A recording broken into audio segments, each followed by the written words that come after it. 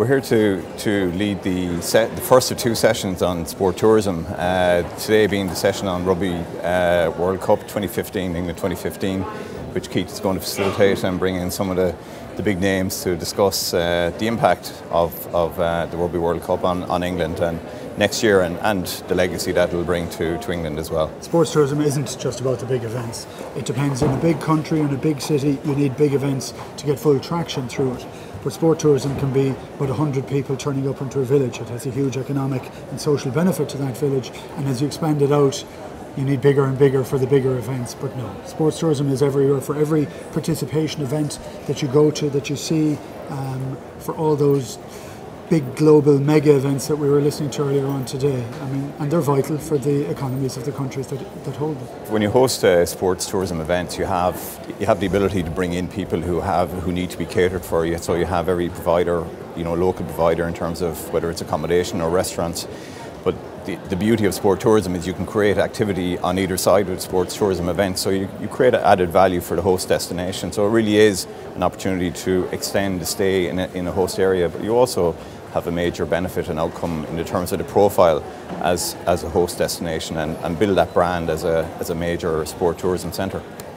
Sports tourism has one unbelievably large thing going for it. The average spend for a sports tourist is twice what it is for an ordinary tourist. And I think a lot of people want those dollars coming in. Sport tourism worked globally $450 billion. So, and when you look at the pace of growth in tourism, the tourism industry itself is growing at a rate of about 5% per annum, but the sport tourism sector is actually growing at 14%. So you can see how there is a major interest in this area. Sports tourism is the fastest growing sector in tourism. Yeah. Well, the key element of our segment for the sports tourism is to try and get three very different groups that are involved in the Rugby World Cup 2015 to talk about their experiences, what they have learned on the process so far, and for other people to try and learn from them immediately. And an awful lot of it is the legacy that comes back off the Olympics in 2012. But we have the CEO of the International Rugby Board who gave the contract over to England to win it. So he's one of our, Brett Gosper, the CEO, he's one of the speakers. We have Paul Smith, who is the head of city and country engagement in relation to it, which is very, very vital in terms of sports tourism.